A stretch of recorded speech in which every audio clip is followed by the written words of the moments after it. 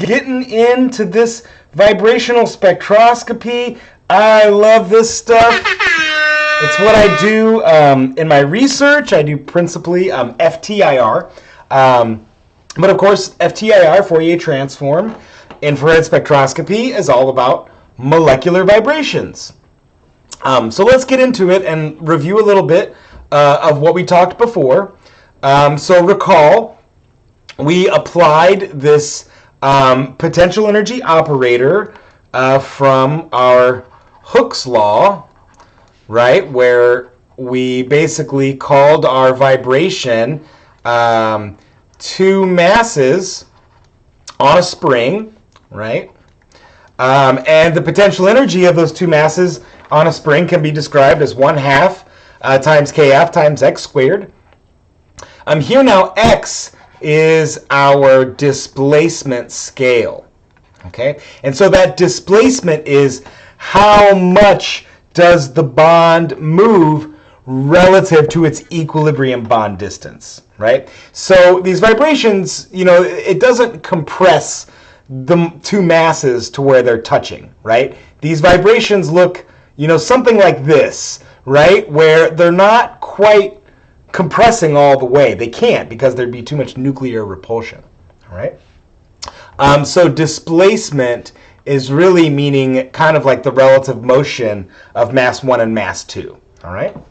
And hopefully you recall that as we have a larger force constant, right? So we remember that Kf equals the force constant, okay? So the larger our force constant is, the stronger is the bond and the less displacement there is, okay? And so we can see that with increasing Kf, the parabola, our potential energy curve gets narrower and narrower, okay?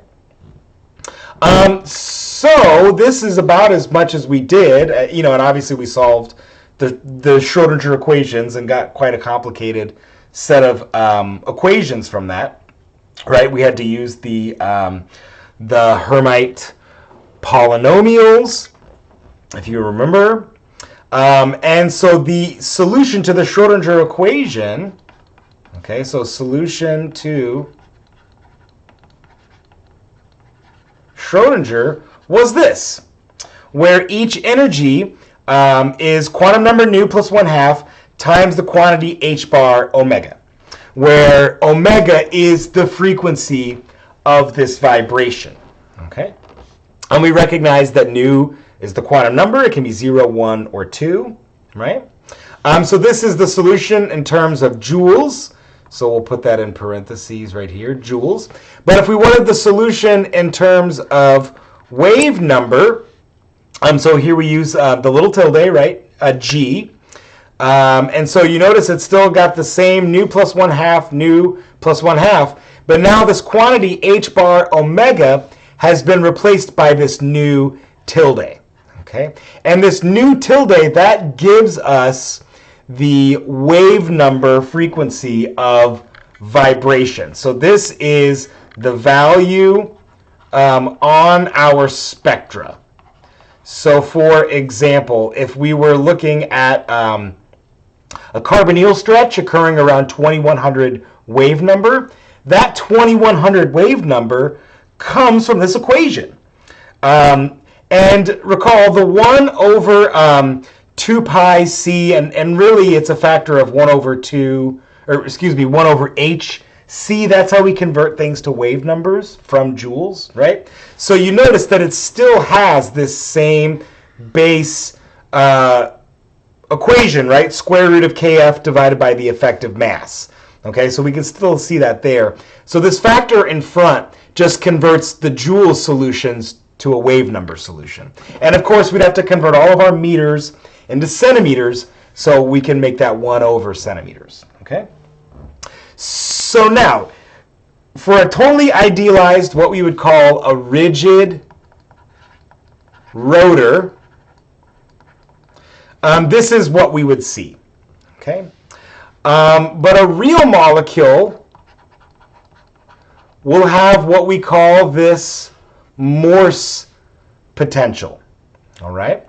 Because a real molecule, in a real molecule, the bond can break, right? In this, this perfect parabolic motion, our rigid rotor, as we get to high quantum numbers, right? And I'll notate the quantum numbers here on our, our perfect simple harmonic oscillator model, or our rigid rotor model, right? We could keep going up and up and up and up quantum levels, quantum vibrational levels, and there'd be no bond breaking. We know in reality there is some bond breaking. And so that's where we use this real molecule solution, which we call the Morse potential. Okay? And we're going to look at that here, momentarily. Okay? So let's just talk a brief review of the selection rules. A molecule must contain a permanent dipole moment. Okay? Or it must vibrate in a way that gives it a dipole moment. So CO2 right here is this really good example where we know that technically CO2 doesn't have a permanent dipole moment, right? It's symmetrical. However, as long as it vibrates in some type of way that gives it a dipole moment, it will be IR active. And that's what this picture is showing you, right? Here we have IR radiation propagating. And we recall that, that light is an oscillating electromagnetic field. All right, so this is the oscillating electromagnet of light. And you notice here that a molecule with a dipole moment, or one that can vibrate in a way that gives it a dipole moment, will be stimulated by this oscillating electromagnetic frequency. And in fact, it is the frequency of this IR light that is stimulating these bonds to vibrate more than what they'd be vibrating at their ground level, right? So at the ground state, at the nu equals 0 state, which we expect, right, 99% of the molecules,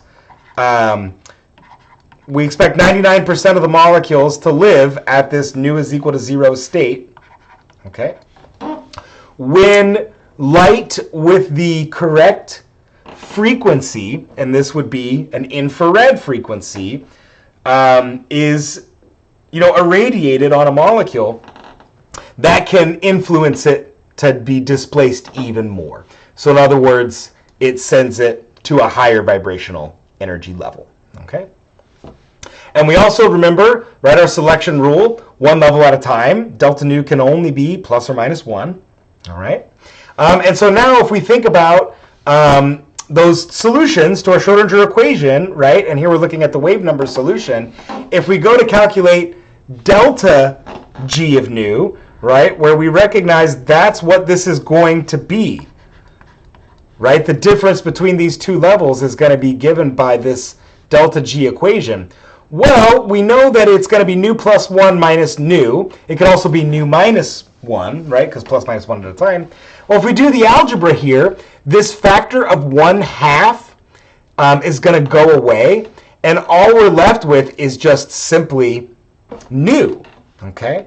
So in other words, right, that the delta, the difference of that, just gives us the vibrational energy, okay, given by nu tilde. I know nu is used a bunch of times, so keep that straight, right? So this one is the, I'll say,